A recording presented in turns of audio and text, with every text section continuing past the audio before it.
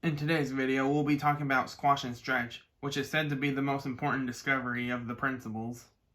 According to the illusion of life, anything that isn't rigid will show some considerable movement within its shape in progressing through an action.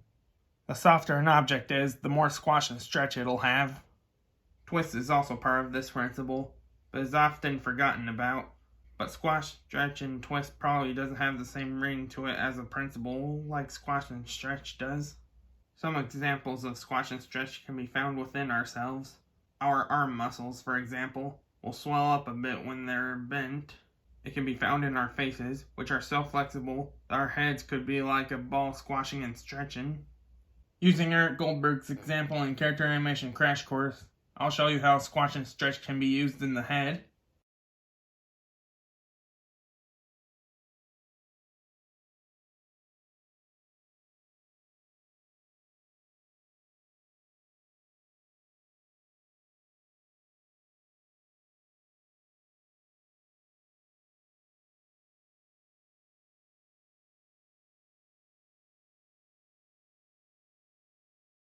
Even the poses we do to perform an action can have some squash and stretch in them.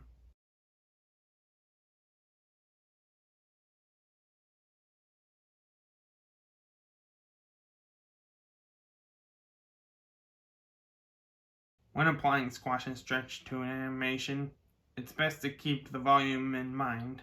The bouncing ball exercise is one of the first tests beginning animators are given because not only can it be quickly rendered and changed, but because it teaches both squash and stretch and timing, another principle we'll get into in another video.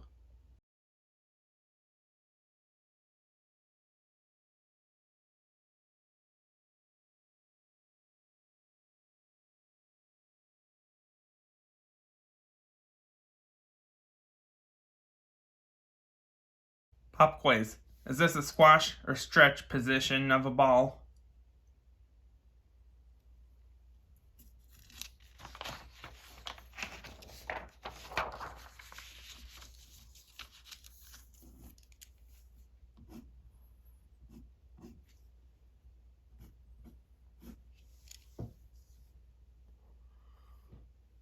The answer is a trick question.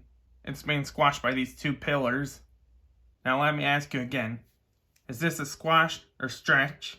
In normal situations, this would be considered a squash. But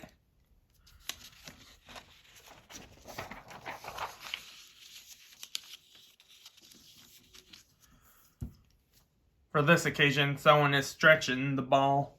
In today's video, we'll be talking about anticipation. Without this principle, audiences wouldn't be able to expect actions before they occur, and wouldn't be able to understand events on the screen without the planned sequence of actions to clearly lead them. It's also one of the oldest devices used in theater, keeping audiences from being nervous and restless, not knowing what to expect. Anticipation can give power to any action, like a throw or a punch. It can also be as subtle as tilting your head down a bit before looking up. Basically, anticipation is like winding up your character before they do an action. In the Animator Survival Kit, Richard Williams explained anticipation like this, and pretty much the way Charlie Chaplin has explained it. Tell the audience what you're going to do it, then tell them what you did. That's about as simple as it can get while describing anticipation. As mentioned in the squash and stretch video, poses can either be a squash pose or a stretch pose. According to Alan Becker, an animation can have more than one level of anticipation. So, let's put that to the test.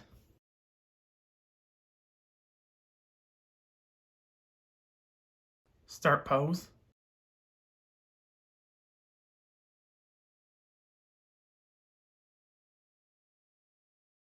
Level 1 anticipation.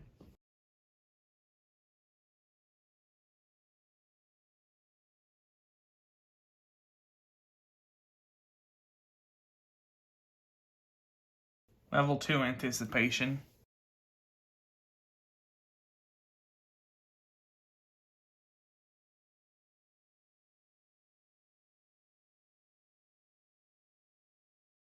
Level 3 anticipation.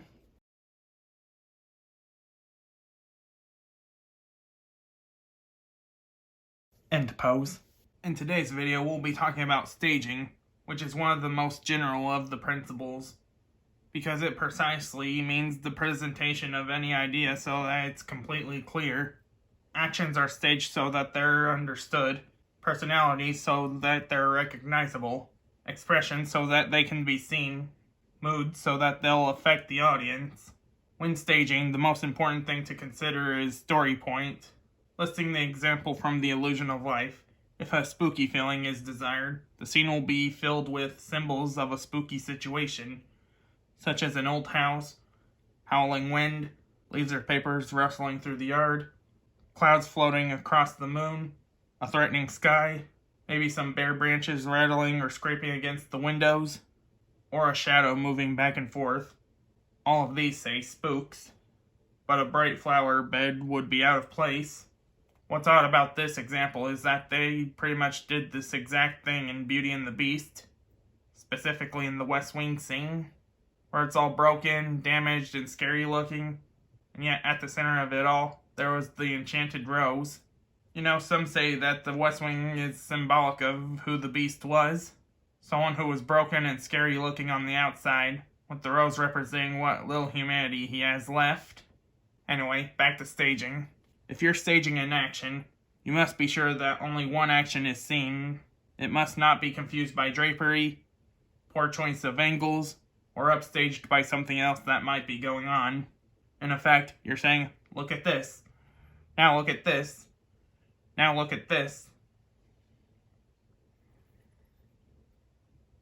If all these actions were happening at once, it wouldn't make any sense.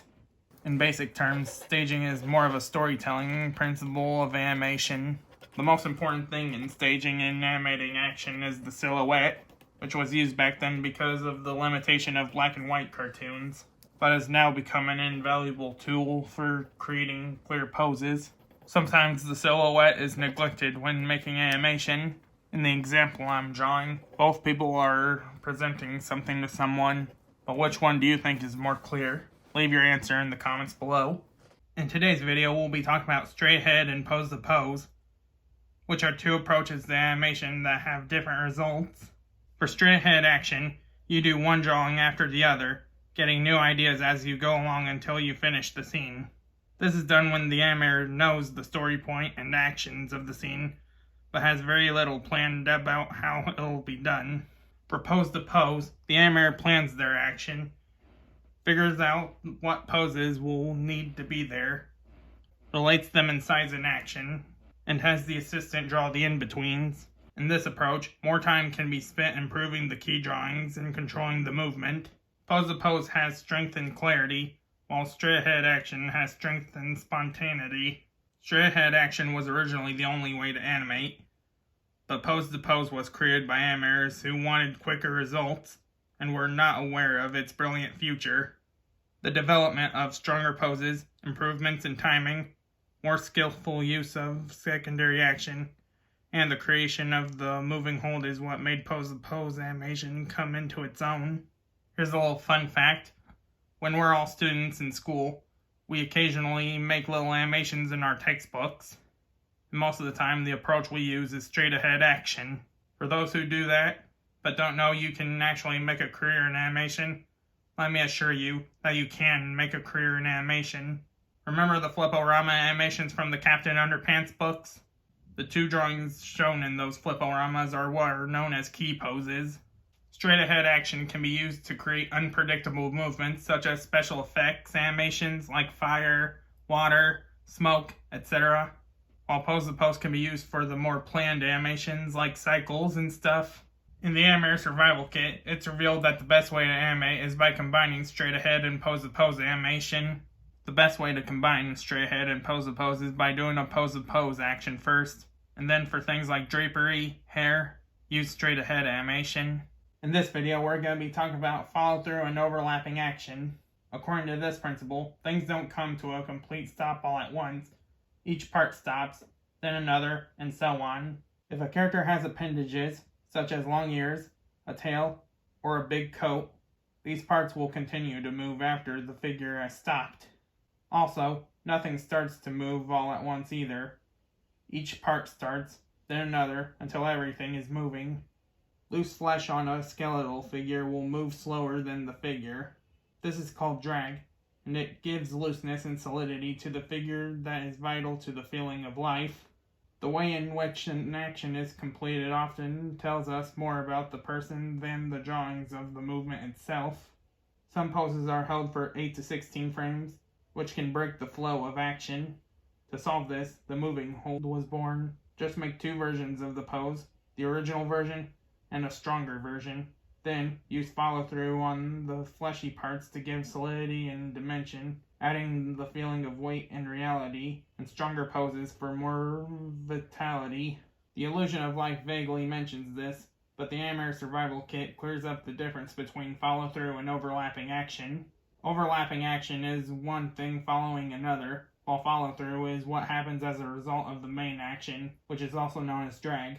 Basically, overlapping action is a pose-to-pose thing, while follow-through is a straight-ahead thing. In today's video, we'll be talking about slow in and slow out. By having even in-betweens in an animation, it creates a linear, constant speed. However, by putting the in-betweens close to the extreme, and only one fleeting drawing halfway between, the animator can achieve a very spirited result. Of course, too much of this, however, can give a mechanical feel to the action, robbing the scene of the very life that was being sought. Perhaps this could mean, in a top view angle, this linear head turn can make it look like a slow in and slow out. But with that in mind, it could make it look mechanical in that sense. Slow in and slow out is also what gave us the invention of the graph chart used in digital animation. Slow in and slow out can also be speed out and speed in, or ease in and ease out, whatever you call it, however. It's all important to the later refinements of timing and staging. In this video, we'll be talking about the principle of arcs. According to this principle, most living things will follow a slightly circular path, because very few living organisms have a mechanical in and out or up and down precision. Before arcs were used in animation, walks would have characters pop up and down, but now they arc over at the top of their steps.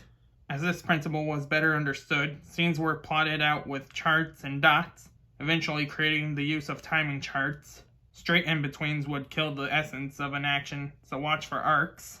The pendulum exercise teaches us why arcs are used for animation. As you can see, this is not an arc, so it looks wrong and inconsistent. Even rigged animation follows arcs because the rotation keeps it all on a circular arc. In this video, we're going to be talking about secondary action, where there's an extra action used to support the main action. Some examples of secondary action would include a sad figure wiping their tears as they turn away, or a flustered person putting on their glasses as they regain composure, or a fist clenched while knocking on a door to represent an angry knock.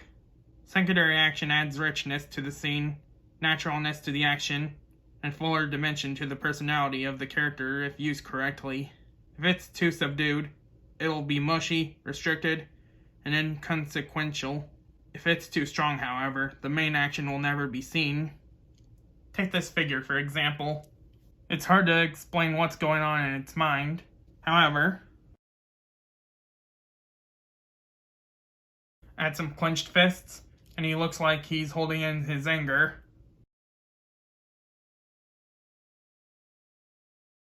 And a tapping foot, and it looks like he's anxiously waiting for something. In today's video, we'll be talking about timing, where the number of drawings used in any movement determines the amount of time that action will take place on the screen. Here are some examples given in The Illusion of Life. 0 in-betweens means hit by a tremendous force, head nearly snapping off. 1 in-between means hit by a brick, rolling pin, or a frying pan. 2 in-betweens means a nervous tick, muscle spasm, or uncontrollable twitch. 3 in-betweens meaning dodge, brick, rolling pin, or frying pan from the 1 in-between example. 4 in-betweens means giving a crisp order, like get going or move it. 5 in-betweens equals a more friendly over here, come on, hurry. 6 in-betweens means that they've seen something they've always wanted. Maybe like the sequel to Eric Goldberg's character animation Crash Course, or the animation desk scene in Inside Out 2. 7 in-betweens would mean trying to get a better look at something. 8 in-betweens would mean that they're searching their shelves for something, whether it be flour, sugar, peanut butter, or any of their canned goods. 9 in-betweens means appraising something, considering thoughtfully. And 10 in-betweens means stretching a sore muscle. Animation would always be played at 24 frames per second, so when you'd hear the term 1s or 2s, it refers to how long each drawing would be seen. 1s being 1/24th of a second, 2s being 1/12th of a second. 2s gave slower actions a smoother appearance, while giving a fast action more sparkle and spirit. 1s were still used for animations with moving backgrounds, more elaborate actions such as scrambles, very fast actions, etc.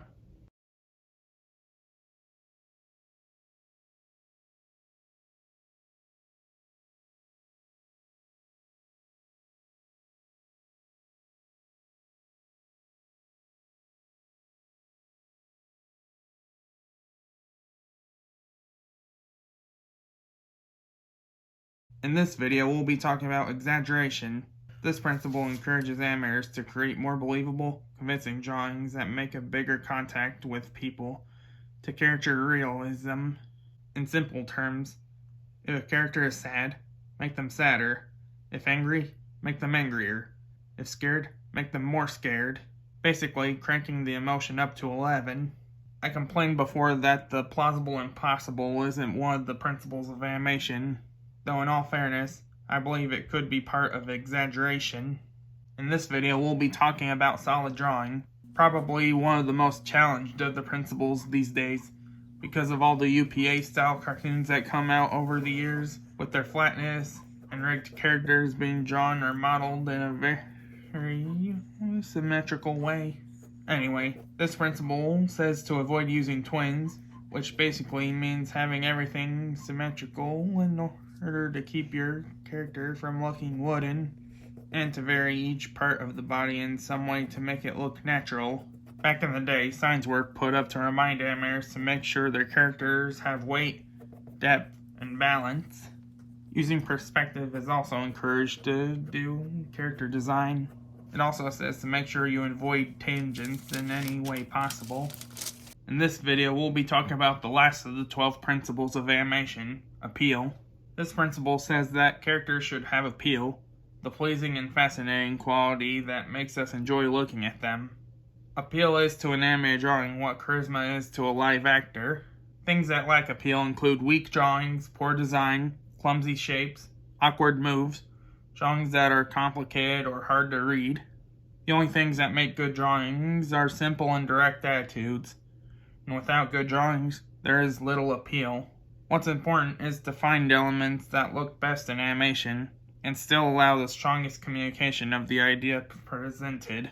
I hope you all enjoyed my videos discussing the 12 principles of animation. If you want to know more about those principles, I suggest reading The Illusion of Life or watching any other videos that discuss the topic. Thank you all for watching, and I'll see you next time.